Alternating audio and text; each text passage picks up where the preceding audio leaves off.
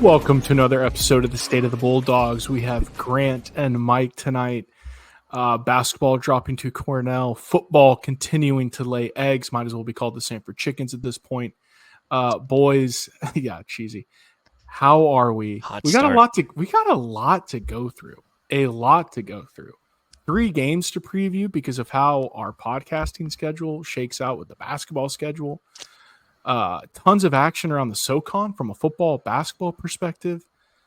Just a lot happening. Yeah. But first, boys, Sunday night, how we doing? Chiefs won, Grant? They blocked a field goal somehow, 35-yard field goal, stay undefeated. But yeah, it hasn't been a lot of winning this past week. Went through the records. Basically, the only team that won a game this week was women's soccer, which won the big SoCon state title over Western Carolina, avenging their loss from last year. But you know who also had a big win this week? Who?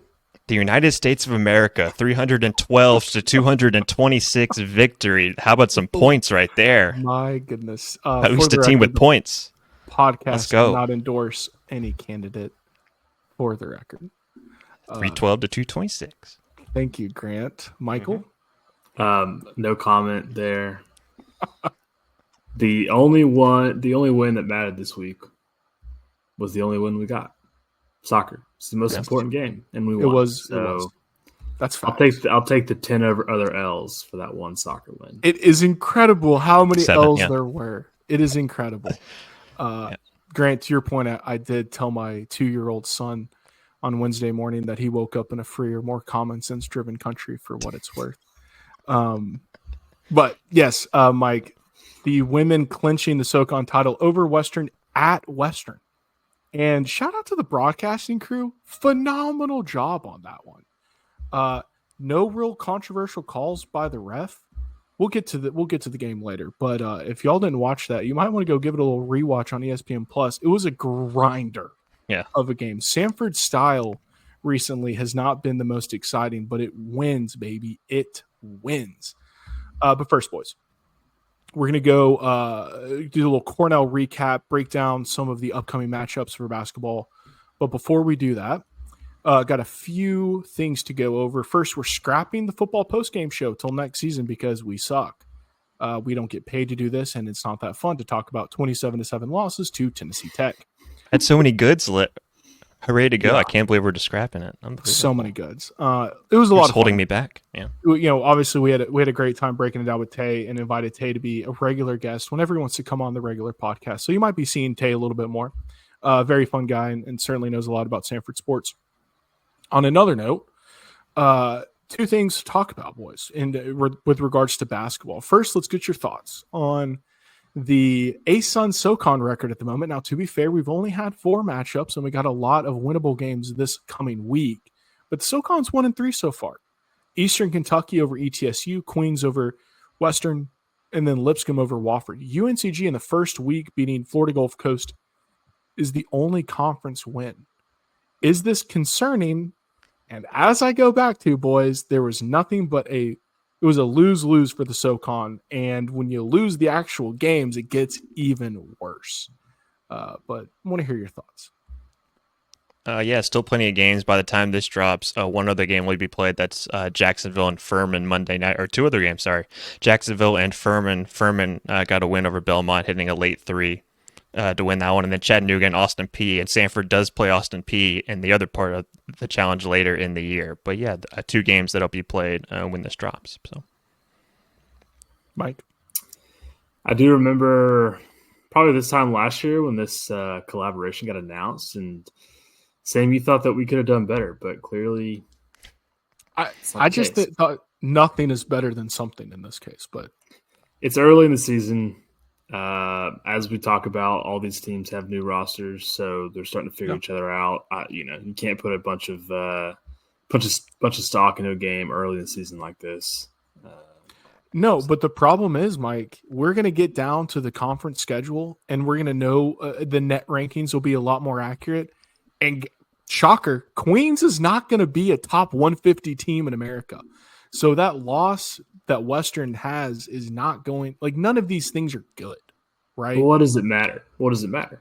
Because we're not a two-bid league. Mike, we aren't a two-bid league, but we are always aspiring to be a two-bid league. Well, it wasn't going to happen this year, so it doesn't matter. Sure, maybe if you're thinking about the future, but I'm next not an season's intellectual, Mike, but isn't that like a fatalist mindset? I don't know if that's true, but it sounds right. I don't know. I don't What like is a the fatalist? attitude, Mike. It's a big I don't word, really Sam. know. Like it just kind of came into my mind when he said that. It is a big word, so we're gonna move right along. I just don't think that that's the right attitude to have, Mike. We did go to Samford for the record. Appreciate exactly, not Stanford. I studied finance for a reason. All right. Exactly. All right, guys. And another thing I want to get to, we had a message from a listener.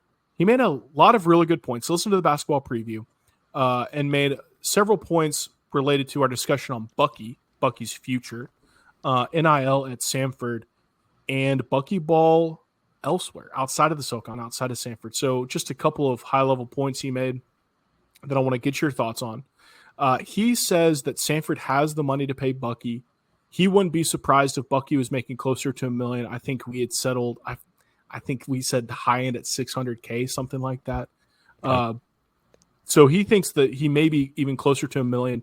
Recognizes that Beck Taylor sees basketball as Samford's biggest commercial to the country. We agree with that, and that he doesn't think Bucky would leave over money. He would leave for a top 25 job. And then as far as NIL, he thinks that Samford needs to get the NIL closer to $1 million, something that would rival UTC, ETSU. We don't know if UTC and ETSU have that level of support. I assume they probably do, just given the size of their fan bases. But that's hard to say.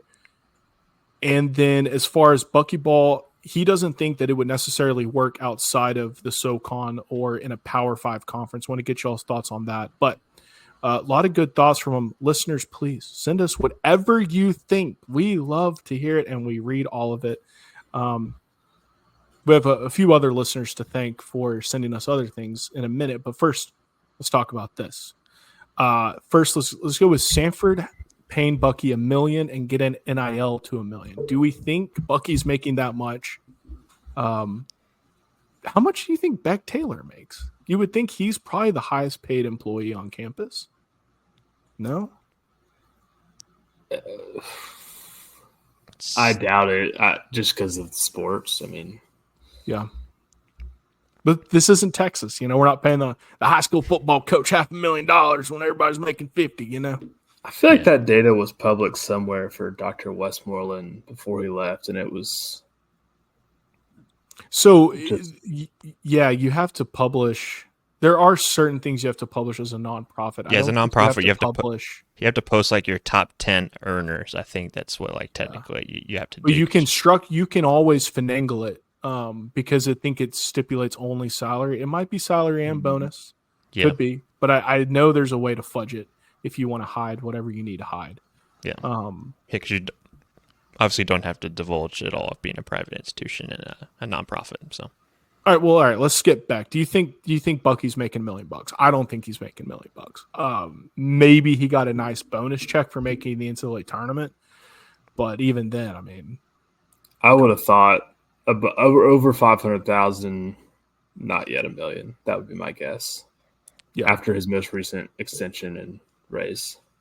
Yeah, and we talked about how much major college basketball coaches make. I mean, they're all making over $1 million, but it's not like college football yet.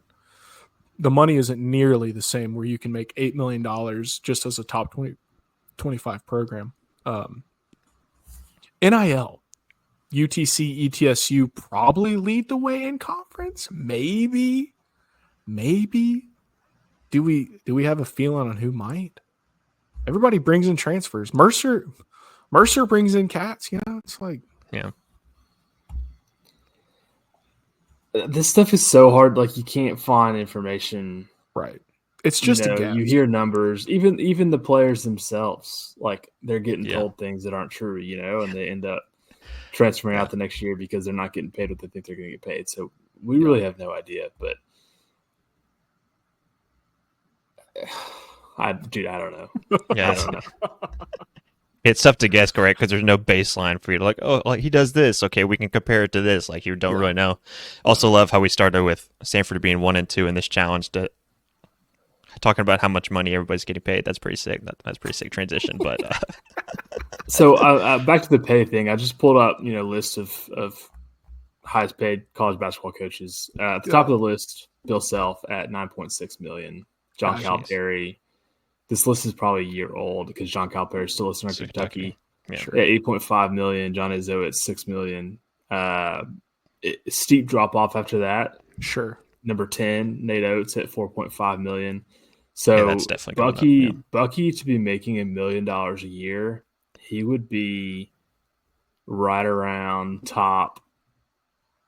Oh, well, there's not even data for 2/3 of the schools out there. So sure. Yeah. Other coaches making around $1 million: Randy Bennett at St. Mary's, Steve Alford at Nevada, Danny Sprinkle at Utah State. They were a tournament team. If Nevada's paying him $1 million, we might be paying $1 million. That is, Madeline's uncle is a big Nevada supporter. He talks about all the time how much they nickel and dime everything in every sports program at that school. So I mean, maybe if they're paying $1 million for a coach, maybe Samford is. Who knows? I could see. I definitely think he's worth $1 million, not more, given where we are. But I would be shocked if he's making $1 million. I would be stunned. And frankly, one NCAA tournament does not justify $1 million salary. But that's a discussion for another time, especially if that's the only one we make. Yeah. Okay. To the point of, go ahead. No, you go. Well, I was going to say, to the point of, are we going to talk about prospect of him leaving for a top 25 team? That's where I was going next. He would probably make in the $2.5 to $3 million range right out the bat. For sure. But then the question is, as this listener alluded to, does the system work outside of the mid-majors? Surely it does. I mean, this is not a gimmicky system. It's not a gimmicky system. You just have to have the right personnel, but you could easily bring the right personnel in. I think the system is designed for teams like Samford that are unable to recruit, like SEC teams and Big Ten teams and, top 25 teams, because you're not going to have the size and athleticism. You're just going to be guard heavy and you're going to play fast and you're going to shoot a lot of threes. Yes. You're going to be undersized. It's interesting. It's not quite like the triple option method or strategy in football where you're trying to mask deficiencies, because I think it certainly is a system you need to run when you don't necessarily have a ton of elite big men. But at the same time, if you did, it would be even more lethal, I think. I don't know. Grant, what do you think? Yeah, I think we're still kind of early in this, obviously. We've had this discussion a couple times. But, it's interesting. You just don't know, obviously, what to gauge when it comes to what different schools are bringing in, different tournament TV money coming through, which other schools, other higher-level mid-majors like Gonzaga and St. Mary's have when they're playing these games on ESPN with their conference. So it's just a matter of how much money you bring in versus how much money you can allocate elsewhere. And I'm sure Samford has obviously grown a lot more in that the last couple of years, just with with Bucky and the staff and everything that's been happening with the ascending basketball program. So I think it's just a matter of getting to that point. And we're still kind of early in this process, even though this is year 5 for him right now.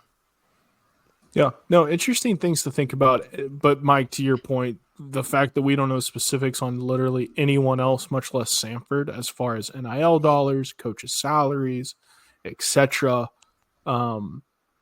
makes it that much harder to analyze. So we shall see. I will say this. You would think NIL is going to go a whole lot further in basketball in terms of the relationship to wins, assuming you hit on the talent. So we'll see how well the SoCon fares as a mid-major as the years go on. But again, to the point where we're 1-3 against ASUN, ain't looking too hot right now, but that record will surely become a winning one by the end of this season.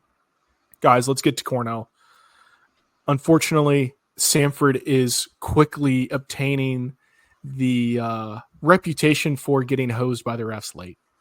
And can't help but mention the phantom foul on the drive to give Cornell just one more opportunity to get it a little bit closer. Didn't give them the tie. We still, I think, maintained the lead after those two free throws, but it cut on possession.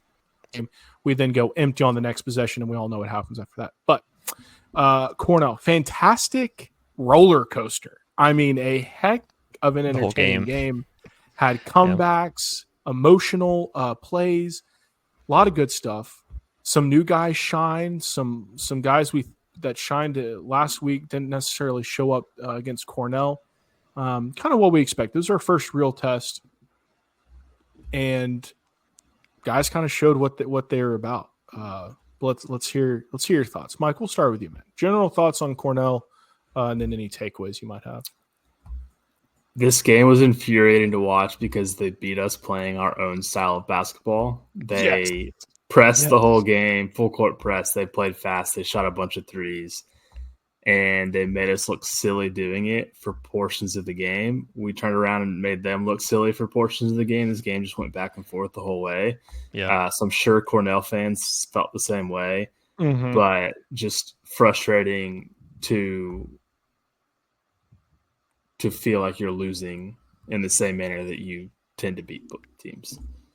I mean, I think Rylan Jones turned the ball over like 4 times in the first 10 minutes, which is unheard of. Yeah, he really got together late, but yes. Yeah, he had 3 turnovers. Even you texted us. When's the last even at any game last year where he had 3 turnovers in one half, then he didn't turn it over again and ended up scoring 16 points. But yeah, just like that slow start, like you mentioned, like turning it over, Samford quickly, and then Cornell jumped back, like you said, back and forth game. With even though I felt like Samford turned it over a lot more than they did, they still forced 18 Cornell turnovers, and Samford had 13 turnovers. But yeah, Mike, something that'll make you feel a little bit better. We had 15 more points off turnovers by the end of it. Cornell did have 10 more fast break points, which we certainly felt. But we did end up with 3 more second chance points. So a couple of metrics there in our favor in support of buckyball. To your point, Grant, we forced a ton of turnovers, and we shot 80% from the free throw line, which is fantastic. So there's a lot of good from the game. Grant, what were some of your takeaways? Yeah, all those things we talked about, and then they make a deep 3 at the buzzer basically to end it. Like you're so close, like you were down 11 at half, 50-39. You come back in the second half, and really it was in the first half when you're having trouble scoring a little bit. It's really the emergence of Colin Holloway. We talked about it in our group chat. And I texted with a couple other people. He's just taking the game over. He finished with 21 points and 6 rebounds, 2 assists. But it felt like in the first half, a lot of the guys were struggling to kind of find their shot, even really outside of Julian and Trey. They were kind of the only guys keeping it going until Rylan had a big second half. But yes, pretty much everyone deferring to Colin, basically say, hey, Colin, save us, please, because we're struggling finding ways on offense. And Samford did look a little bit more unorganized on offensive waves. What we had seen before, they were kind of sped up, like Mike said, a little bit. But still the emergence of Holloway kind of being, okay, we need you to take over, and we need you to get a bucket. And he definitely was that in the first half and in the second half for sure. Yeah, there was a really ugly lull there for us. Second half of the first half, and then the first half of the second half, if you track, just a brutal stretch. And one thing that was frustrating to me is Riley Allensbach didn't get on the court. I thought when he was on, he matched up against Cornell so much better than Brownell. Shout out to the several people that reached out about correcting that pronunciation. It's really Michael's fault when we think about it. Idiot saying Brownwell. It's really that terrible announcer that we have for Samford. That's right. We have a terrible. Yeah, the announcer. Does he needs even to do his? Can he read the names? It poorly, and that made me pronounce it poorly. But yes, Brown L will not be making that mistake going forward. Brown L, who played okay, but he seemed to be out physicaled compared to Riley was in there too. Just a little bit undersized, led to a lot of Cornell second chance points. So just surprised to see Riley only get 9 minutes. I think the game may not have drifted as far apart as it did if he got some more playing time. But did y'all notice that? I thought he was in foul trouble when he got taken out, and I checked, and he didn't have a single foul tallied in the game. No so fouls. I'm going to go ahead and say that Bucky probably knows what he's doing, Sam. I'm going to trust Bucky's game plan and pulling him out, but he had to have a reason for it. Maybe it's just the pace of the game. The pace favored Jaden. That's true. Yeah, that's fair. true. But Riley's not the most athletic, agile, big. Straight line speed. Yes, short. Right. So I'm just wondering if the pace and the style of that game That's fair. Yeah, I like didn't that. match well to Riley's skill set. But I put don't him out know. there. I mean, Jaden was getting bodied on the boards. We couldn't get. I feel the most of their offensive rebounds were coming against Jaden. And Riley, when he came back in, the first possession he's back in there, locked it back down, and then he comes right back out. So I don't know what was going on there. Another weird thing: Isaiah West only got 4 minutes. 4 minutes. Are we looking at a potential bust already? Yeah, he got 4 minutes. Zion, obviously, being a freshman, played 5 minutes, and you go up and down with he played a Lucas. hard 5 minutes though. He brings the juice, baby. I love Zion. Yeah, he's definitely a freshman, which we've seen out of control. But basically, okay, I know I'm 6'5". I'm going to try to take you to the rack, which obviously we saw with Lucas last year, kind of grow into that a little bit more. But yeah, that's just a matter of just finding, again, like Mike said, kind of the pace for the right matchups. And I don't know what happened with Isaiah, only 4 minutes. It's kind of odd to see him with less minutes than Zion, but I don't know if it's a matter of just how the pace of the game worked. And Julian and Trey were scoring a little bit more. I know Trey was just 1 of 6 from 3, but he did have 14 points and 9 boards, so he did pick his game up to what we saw the first game. Then Julian, 3 of 6 from 3, ended up with 14 points, 3 boards. So yeah, it is interesting to see Isaiah just with 4 minutes. Not exactly what you can attribute that to, other than just Julian and Trey playing really well. Yeah, the other frustrating thing watching this game offensively, way too many times where we just said, all right, let's just drive to the basket and hurl it up. Yeah. Hey guys, we're not going to get the call in the SoCon like that every night. We were so fortunate to basically get a whistle every time we drove. That is not going to be the case when we're at Furman, when we're at UNCG. They're just not going to be called at ETSU. Yeah, and we missed basically every single contested layup. So that was not good. Yeah, and the game slowed down too, like we said off the top, with fouls. They called 50 fouls in that game, which was just insane. Like the amount, like paced. Game's already fast enough. I guess it's like, oh, let's slow it down with more fouls. Try to find a way. Then obviously that phantom foul on Colin there late, where Samford was up 2. You get the board, then you go back and have a chance to kind of put the game away at that point. But yeah, 50 fouls in a game, which saw over 48 fast break points too. So yeah, it was a joke. And 70 free throws. Just about. Yeah, you don't let the guys get into a rhythm. The refs lost control of the game, and then they couldn't get it back under control. And then it created this feedback loop where the players were getting rewarded for bad basketball because they knew they were going to get the whistle. That's not where you want to be. You got to think the refs were consistent in their calls, but you cannot call 70 fouls in a game. I was looking at stats nationwide. That would put Samford shot 35 70 free throws. Samford shot 35 free throws, which puts them close to top 10 on the average free throws in a game on the season nationwide. I believe Cornell shot like 32, which puts them close to top 10. So crazy. Just way too many free throws. Crazy. Larry only getting 10 minutes. And just an interesting minute spread amongst the big men. Jaden, Brownell had 21 minutes.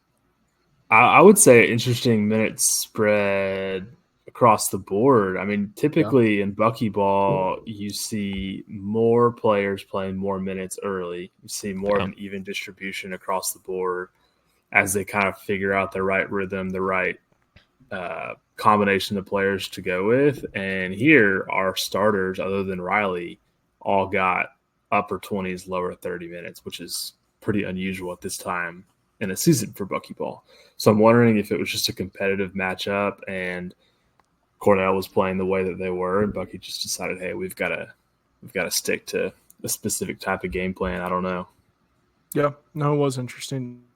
I think the biggest takeaway has got to be Colin Holloway emerging as a guy we can lean on to take over the game, as y'all were saying.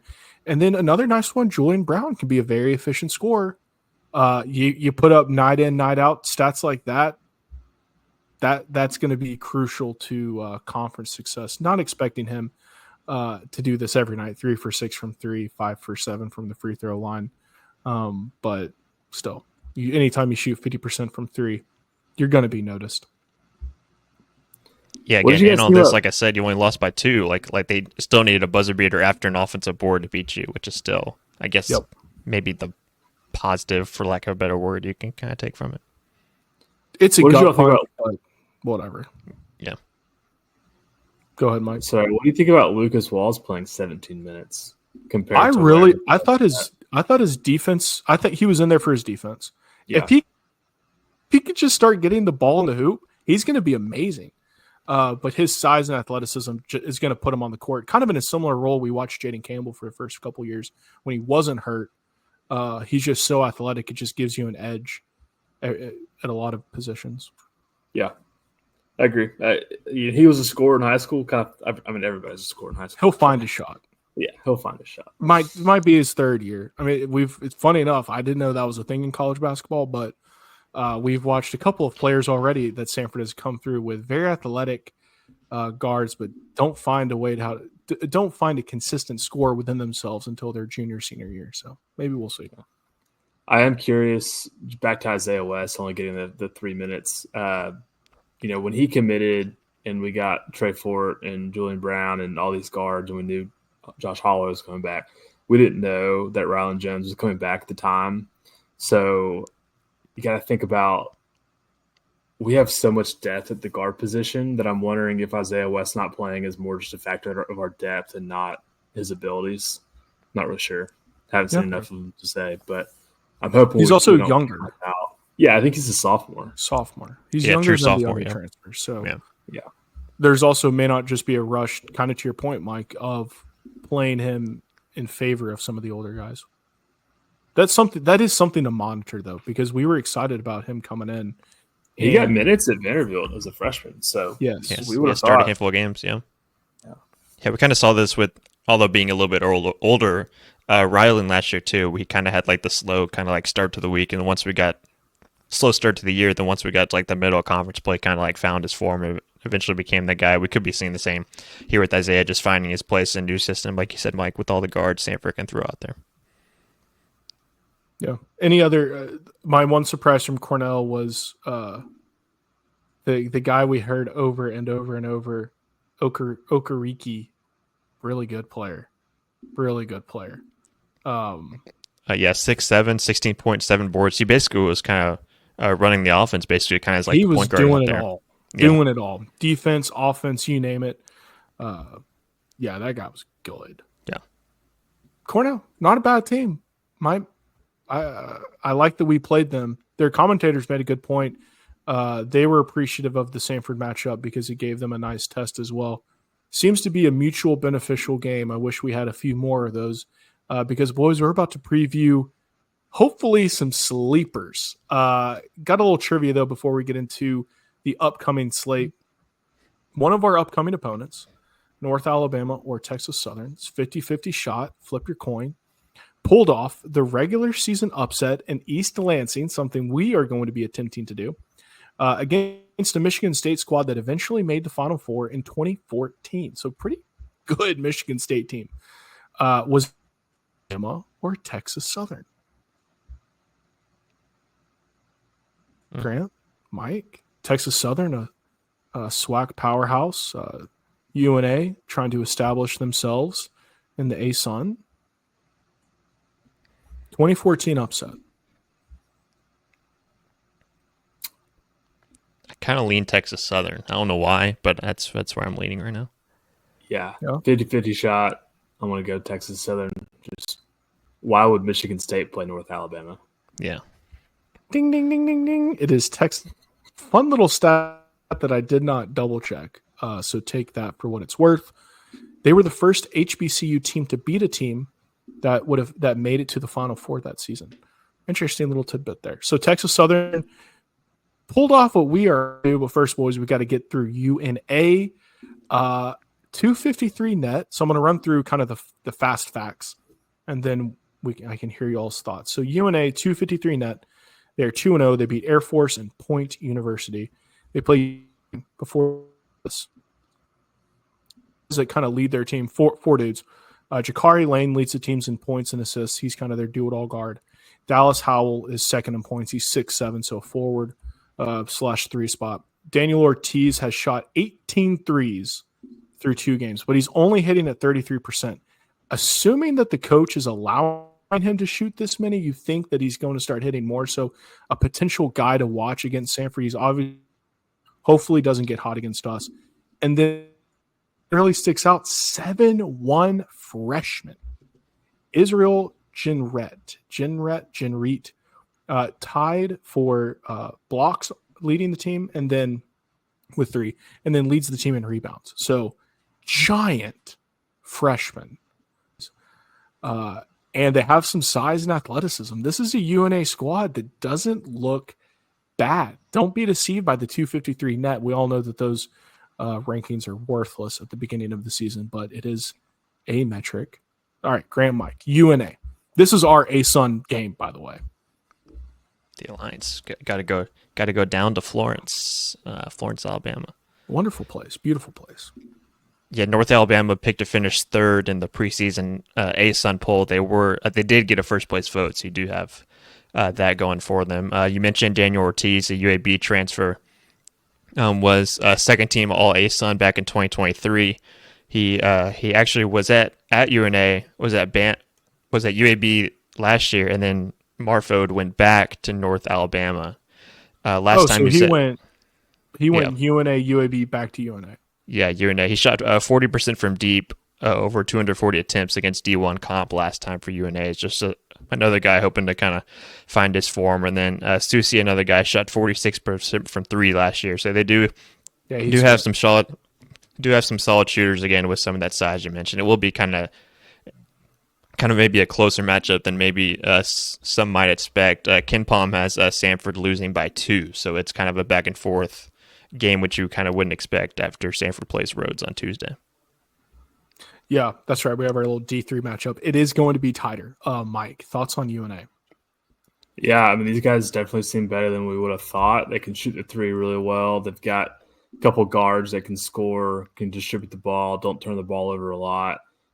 Probably going to be a pretty competitive matchup. So yeah, it's tough going from Cornell to Rhodes to UNA. UNA does play UT Martin on Monday or Tuesday before we play them, so that'll be good to kind of get a sense for how they match up against a middle of the road team. Yeah, I really don't like the 7'1" freshman. I really don't like Daniel Ortiz because we always say the term regression to the mean. Well, he's going to progress to the mean. No way he's going to finish at 33% on the year. And then Dallas Howell is kind of a do-it-all, really good basketball player. So this North Alabama game, not an easy dub for Samford. So get your thumbs out, boys. All right, Texas Southern. Again, do not be fooled by the net. 278, only a few slots above or below North Alabama. They lost to Xavier in their first game, 69-78. Beat Texas A&M San Antonio, 100-66. But listen to this, guys. They have a 3-game road trip beginning in Athens against Georgia, driving to Atlanta to take on Georgia Tech, before finishing in Homewood to take on Samford. I love that. The guys are going to be on the road, tired, 3rd game in a week, crappy food. That bodes well for us. What does not bode well for us is they're pretty decent squad. So remember last year we obliterated them, but they brought in some fresh blood. And one of these guys looks to be pretty dang good. Cavion McLean came from Abilene Christian. Cavion, not sure. Grant, your brother will let us know, I'm sure. He has 7 threes in 2 games, shooting 50%. Leads the team in points, assists, and steals. Very good player. Big man Kenny Hunter leads the team in rebounds. And then they got a 6'5" guard, Colby Granger, kind of does it all, and is second in scoring. So one thing to point out here, advantage of not playing Bucky style where you play 10, 12 guys a game is you kind of figure out who your dudes are early. And coming into the North Alabama game, and then especially this Texas Southern game, they know who they are at this point, right? And they're going to have played 4 games before us. before they get to us. And these are going to be their go-to guys so far at this point. And that's kind of nice to have an identity, especially when you got a guy 50% from three who also happens to be the general of your offense. So Texas Southern is looking a lot scarier than I thought they might be and looking to be a lot better than last year's squad. Yeah, again, I go back to their preseason poll. They're picked to finish second in the SWAC with 3 first-place votes behind Grambling State. Yeah, they do bring in some guys, like you mentioned, the guys off the top, that backcourt of Kavion McClain and Jalen Jackson Posey, that they played pretty well at their past stops before coming to Texas Southern. So, yeah, they'll definitely be a little bit better than last year. Sorry for our announcer, but can we bring in the guy that we had last year who accidentally swore on a live stream? That guy's a legend. Are we live? Are we live right now? Yeah, dude, you are live. But yeah, and then you go to that front line. They've got another guy at 6'10", Kenny Hunter. Then, Grayson Carter, 6'10", another guy, Hunter. So they do have some solid players. Again, it's just a matter of do they have the depth to kind of keep up with the pace and tempo that Samford can throw at them. Hopefully not. Mike, thoughts on Texas Southern? Yeah, I mean, we've got to use our depth to try to run the floor on these guys. You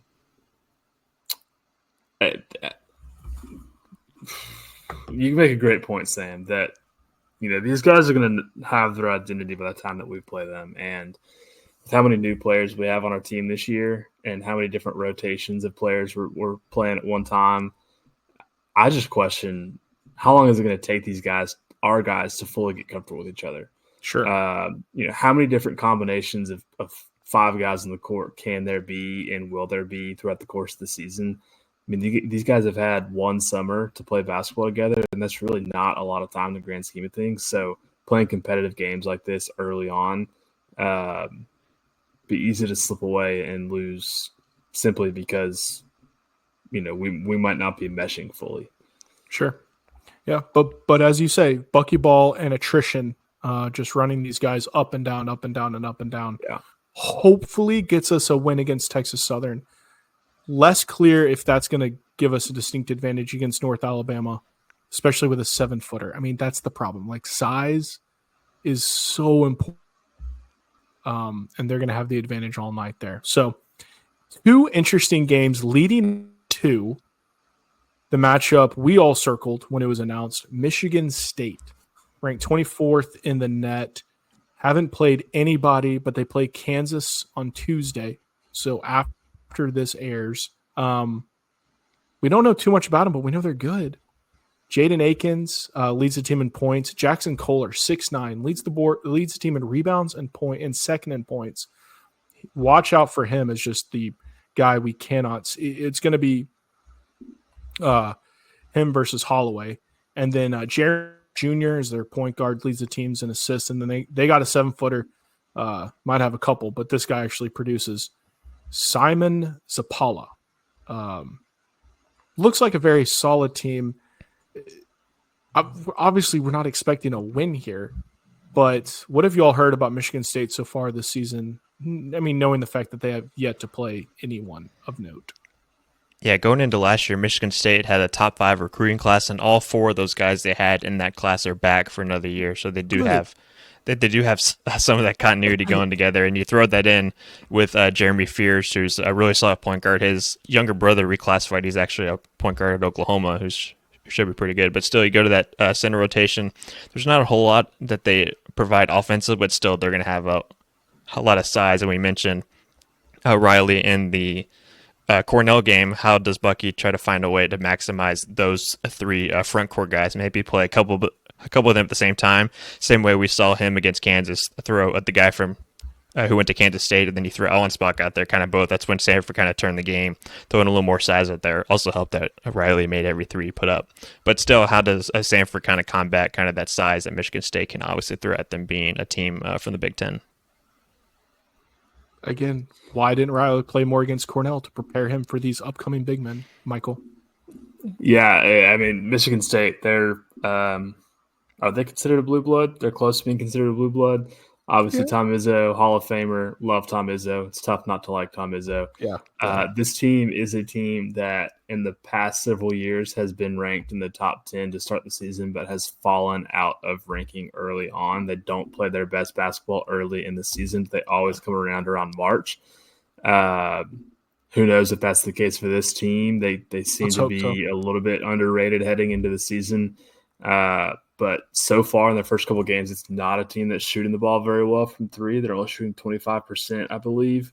They do have their big man that's averaging a double-double right now with over 10 rebounds per game. So, like Grant said, it's just that combination of can we hit threes and can we slow them down low on the boards with their big men. So, any mid-major basketball team that's looking to beat a blue blood has to hit threes. We have not really done that so far this season, at least to the level that we expect from buckyball. But if we can get the shots to drop from some of our guards, I think, have a chance to at least make it competitive. Also, we need Riley Allensbach to stay out of foul trouble because he's our biggest guy down low, and I don't know that our other forwards and centers can really handle the size that Michigan State's going to throw at us. Yeah, he'll be key to winning this game. That's for sure. Yeah, Michigan State's front court, Xavier Booker 6'11", you got another guy 6'11", then a true freshman is 6'10", and then Jackson Kohler, you mentioned 6'9", and then Cohen Carr forward 6'5". So obviously do have some size going in. Will be interesting to watch them on Tuesday against Kansas in the Champions Classic. But again, you go to last year, like Mike said, Michigan State off to a slow start. James Madison went in there the first on opening night and went into East Lansing and beat them last year. That's right. 79-63. They only made 8 threes that game, so it's still kind of surprising. But yeah, how they actually found a way to get that done. Well, they did have 34 points in the paint, which I don't see Samford doing against this kind of size like we keep mentioning. But yeah, probably have to make between anywhere close to 15 threes to kind of keep your way in it, especially you don't expect to get that many paint points with the size of Michigan State has. It's a lot of threes. It is. Any of y'all bold enough to pick a Samford win?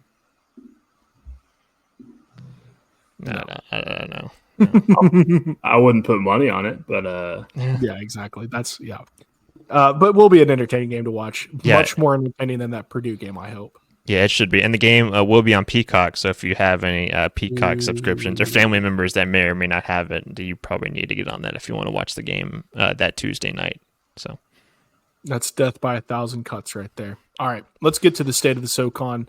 A lot of football action. We're not going to cover basketball till conference play really starts unless one of the SoCon squads has a big upset. So not going to run through, Wofford beating North South Carolina Western State, right? But as far as football goes, Samford loses to Tennessee Tech 27-7.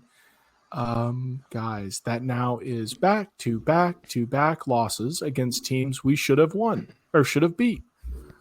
Terrible team in Wofford, terrible team in Citadel, and a very average to below average Tennessee Tech squad. What is going on with the football? It's like the wheels have fallen off. We beat top 10 Mercer and then can't do anything after that? What? Yeah, I saw someone say on Twitter that Samford basically sold their soul to win the Mercer game, like the way the last 3 games have gone. But on Saturday in the rain, which that was not fun standing through that one with a block punt and then not be on a smooth ball on offense. Anyway, Samford had 184 total yards on Saturday, which is the lowest in the Hatcher era. They had 2,000. That would be sick. 200 in a game in 2021 in the fall season. But yeah, this is the first time in Hatcher's tenure that they've had a game where they have under 184 total yards, under 200. So Samford, I went back and looked at all the games, and Samford has had 3 games He's had 3 games under Hatcher where they have compiled over 700 total yards. And Saturday was the first time Samford had under 200 in the last 10 years. Not a good sign, Mike. It's basketball season for me, guys. Oh my God. No, but Grant, Grant and Sam, what's the problem on offense? Because it doesn't seem like Quincy's the problem. Quincy is a capable quarterback. I think it's the offensive line. And the Our coach, offensive line is we know it's been bad. It's just bad. I think the coaches have just given up. I think, not the players themselves, they're gonna keep playing go out there, but the coaches, like Hatcher offensively, like I don't know what to do anymore. Like the game was 0-0. Well, also I tweeted this out, but a Samford cheerleader behind me did ask what would happen if the game is played 60 minutes. It's still 0-0, which is so awesome. Funny, yes. And the male cheerleader was like, overtime. She's like, they do overtime? I said, oh, good Lord. That's the way this thing has gone. But yeah, it's 0-0. You get the ball back with 2:40, I want to say. Yeah. In the first half, and you're basically just there like you're playing Florida. Okay, let's just get this game over with. You're basically just running the play clock out, getting the line up there at 5 seconds to go, then snapping the ball. You hand it off 3 times. And Tennessee Tech's like, oh, they're not going to try to move the ball. I guess we'll call our timeouts and we'll get the ball back. So Samford's like, okay, fine, we'll do that. And you end up wasting clock. You can't run the ball, obviously. Gained like 1.3 yards per rush.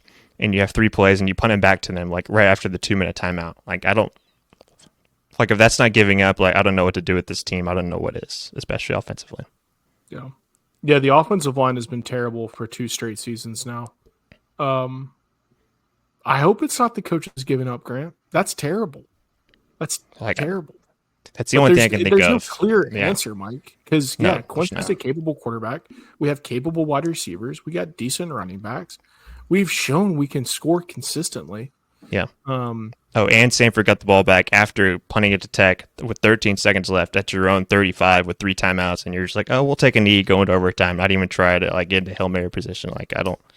Those are signs of a coaching staff like giving up. We need to hold on for dear life and hope our defense can continue to play lights out, which obviously they can't keep up for 60 minutes. No, nobody's defense can do that. Yeah, I mean, the loss to Citadel, the loss to Wofford, those 2 in and of itself were infuriating enough. At this point, you're just dumb. It's like, okay, wow, we lost to Tennessee Tech. Whoop-de-doo. We're terrible. And there's just it just feels like it's an empty team at the moment. Nothing to play for. I would be shocked if we beat either UTC or Western. So we're staring down the barrel of a 3-win season. Back-to-back bad seasons after what is turning into a literal miracle 2022 team. So, RIP. Yeah, if you can't win any of the next 2, that would be 5 straight L's in the season, ending at 3-8, and then 0-5 on the road if you lose to Chattanooga on Saturday. Sam, you going to that game? Actually, I might be. I'm trying to find anything to avoid the Oklahoma-Alabama game. OU's on a bye week, so you're all good there. Western. It's Western. I may be attending. Sorry, the one at Samford. Okay, yeah. Not going to make the trek up to chat. All right, elsewhere, there are other teams in the SoCon still playing football. There are. ETSU beat Western Carolina. Apparently, Darius Rucker was there. He did not sing, as was postered everywhere. Yeah, they promoted that. We're going to sing Wagon Wheel like they've been trying to do at the end of every 3rd quarter to bring him out there. Sing, everybody goes out there, everyone's taking video, posting TikToks, posting Instagram videos, and he's just out there walking around in midfield lip syncing with everybody else. It's like, they had what are we doing? 10,000. They had 10,000 people at this game. Yeah. All there to see Darius Rucker. Yeah. No microphone, no nothing, just walking around basically. Waving. They should be playing Old Crow Medicine Show's version anyway. So. Well, it's a bad song to begin with, so they shouldn't be playing it. But how funny is that? Darius Rucker just showing up on the 50-yard line. Woo. Good times.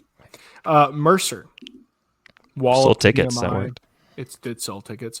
Walt VMI clinching a share of the SoCon. With a win against Furman, they'll seal it. There's some other scenarios where I think Western and maybe just Western can share it. I'm not a little fuzzy on there. There's 3 2-loss teams. So there's some kind of tiebreak, but they're going to beat Furman. So Mercer, for all intents and purposes, is your SoCon champ with the auto bid. Didn't see it coming. Didn't see them finishing. So I will eat crow there and say go Bears. Wofford beat Furman 19-13. Furman is legitimately the worst team in the conference. Maybe VMI. I can't remember who won that game. VMI. Okay, there you go. And then UTC beat Citadel 31-7. So UTC a little too late. Citadel coming back down to earth there. Upcoming games this week, we got Samford traveling to Chat. Furman at ETSU, VMI at Western, Citadel at Wofford, and then Mercer at Alabama. Alabama riding high after throttling LSU in Death Valley. A Mercer team that seems legit. Man, what an epic upset that would be. Yes, another week where Alabama plays another SoCon school and not an in-state school, so they can give money to out-of-state schools. So, a private school like that. It's like at least play another SEC state school. You know what I'm saying? But no, a private school. So no excuse for not playing Samford.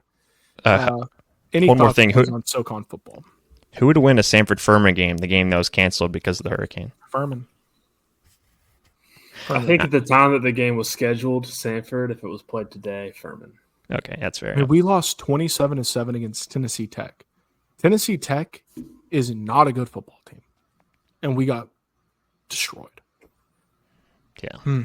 All right, State of the Bulldogs, much happier topic. We mentioned at the top of the podcast, but women's soccer conference champs. Peyton Hall had that incredible save, guys. Incredible save in the second half. Western had a for sure game-tying goal. It was going to be a beautiful goal. And then Peyton Hall found some pogo sticks and jumped and knocked the ball. It was going to be top corner in the air. Knocked it out. Incredible save. Saved the game. She went on to have a few more saves after that. There were still 28 minutes left to go in that game, and I think Western got off several shots, and it was just an onslaught that the defense had to keep repelling. Grant Cluison, why are they sleeping? That they won the title. That everything's finished. They can go to bed. Well, it's just beginning. NCAA tournament now, baby. No, a great vengeful win for the Samford women since they lost to Western in this exact same game last year. Got to feel good for them because this is a good Western team. And if y'all didn't see our goal on the corner, you need to go check it out because I don't know what the verticals on this team are, but it's like we're finding all the jumping we need to get the dub because I feel like that girl jumped 2 feet in the air on the replay. Maybe she was using someone's back to boost her up, but I was like, holy crap. Great game by the women. Y'all want to add anything there? Very impressive considering the talent and seniority that we lost last season. So it's kind of a younger team, newer team, a lot of new faces on this team, new goalie. I don't think that we were favored heading into the season, but it's great to be right back on top where we belong. I think we had one vote. We weren't totally discounted. Yeah. But. Yeah, Ella Simpson with the goal in the 53rd. I need to find stats, but Samford was outshot 18-4. Feels about right. They had 8 saves, 8-0. Samford had 1 shot on goal, which was ended up being the goal. So yeah, literally every stat was against them. They still won 1-0. The defense was so good. It got a little hairy there, but we got the dub. Women's volleyball, on the other hand, has found another 3-game losing stretch. So we had one just a few weeks ago, got 1 win in between. So we have now dropped essentially 6 out of the last 7, putting us squarely in the middle of the conference. It's now a 2-horse race between Mercer and Wofford for the regular season title. We finish up with UNCG and Citadel. So the super hot start the women's volleyball team has cooled down, to say the least. We know what this team is capable of. The tournament, anything can happen. We shall see. Women's basketball. Mike, Grant, one of y'all take it. Women's basketball off to an 0-3 start with the brutal non-conference schedule they have. Opened at Mike's Volunteers at Tennessee, lost to Central Arkansas on Friday, and then lost to Memphis as we're recording on Sunday. They do, like, the conference schedule continues. They have Florida State coming up next week before they get back home in 2 weeks against some D2 schools. In the notes, Emily Bowman leading the team in points, but freshman Claire Johnson is in second at points per game. She's had 13 points in 2 games this year, the leading scorer for Samford against Tennessee. So, yeah, it will be interesting to see her kind of maybe cracking the starting rotation or kind of playing that 6-man role off the bench and kind of showing out. So, yeah, pretty cool to see a freshman doing that in their first 3 games. If they just let her eat, SoCon Player of the Year. I mean, double digits on the road against Tennessee and Memphis. I mean, come on. Yeah. Let her eat. Mike, anything? No, I was conflicted watching that game on Tuesday against Tennessee. But new head coach at Tennessee, they play very fast style of basketball. Yeah. Against Samford, they did. I think Samford turned it over like 28 times or something. A lot of times. Yes. They kind of play a similar style as buckyball, where they shoot a lot of threes, kind of push the pace, press a lot. So definitely Samford struggled to maintain possession in that game. A lot of turnovers. I guess we will see if buckyball works in the SEC, just from a women's perspective. Yeah, dude. Emily Bowman just continues to be the basketball team. It's nice that Claire Johnson is now there. And I don't have her name, but we have a sophomore. We have two young players who are big contributors thus far in the season. So I don't know. The 0-3 start does not scare me. I think there's a lot of promise on this women's team, but we'll see. They're so hard to read. My goodness. Every time we think they're going to be good, they're terrible. But we do know this: Emily Bowman will always be good. So with that, we're headed into a week full of basketball. Sam, before we leave, you wrote something on the website. Yeah, about Hatcher's 10. I didn't realize Hatcher had been the coach here for 10 years. 10 years. Yeah, it's not the most flattering piece on Hatcher, but the numbers are the numbers. Yeah, it's more examining it. Yeah. Right. It's nothing personal, obviously. Although it may get personal if we find out that this coaching staff is, in fact, quitting on this team, because, my goodness, how bad would that be? But I think the biggest question is Hatcher's time up? Has he had enough time to prove that he can win when he clearly has shown he can't? And is Samford even a place where you get fired for results like this? A lot of it comes down to, what do you want your football program to be? Do you want it to be a winner? Do you just care about the academics and molding of men, so to speak, aspect to a football program? Because obviously it pales in comparison to the marketing value of basketball. We get that. The economics do not match up. But we live in the South, and it's a very cultural sport. And it's pretty key to have a football team if you're in the state of Alabama. So a lot of questions. I don't know the answer. I would fire Hatcher, but I'm not the AD. You know, I just want to win football games. I don't want to go 3-9. I don't want to lose to Tennessee Tech, and I especially don't want to lose to Citadel and Wofford at this junctures of their programs. One thing to lose to 2012 Wofford or 2017 Citadel, whatever the last time they won the SoCon, somewhere in there. Totally different to lose to the bottom feeders of the conference. So just depends, guys. Do you want to win a football program? Do you even care? Does Beck Taylor care? Does Martin Newton care? And the sad reality is they may not. Yeah, you're right. Let's just invest a bunch of money into the stadium and Project Samson and all that just to be mediocre. Look, I hear that, Mike. I hear that. But I don't know. I think you get a little taste of March Madness, and you're like, hey, I know we invested all of what you just said, Mike, into football. Yeah.